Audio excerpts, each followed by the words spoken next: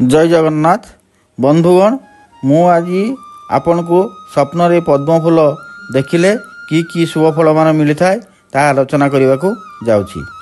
स्वप्न फल परीक्षा शास्त्र अनुसार स्वप्न रे पद्म फूल देखिले देखिवा लोकर भविष्य घटना विषय रे सूचाई थाए। पद्म फूल देखिवा द्वारा कि फल मिली थाए ताहा जानिबा। पद्म फूल हेउछि लक्ष्मीकर आयुध। लक्ष्मी सदा सर्वदा पद्म फूल को भल पाई थांती एवं विष्णु मध्य सेथिरे भी आनंदित लाभ करिथांती। स्वप्न रे पद्म फूल देखिबा भल और शुभ मध्य होई थाए। देखिबा लोक धनवान हेबार सूचना दिए और सौभाग्यवान होई थाए।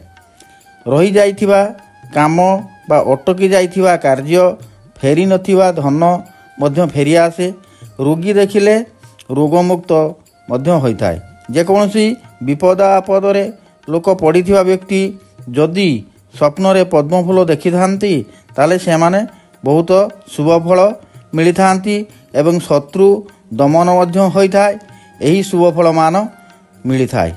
मु आज एतिकी कही विदाय नेउछि। जय जगन्नाथ।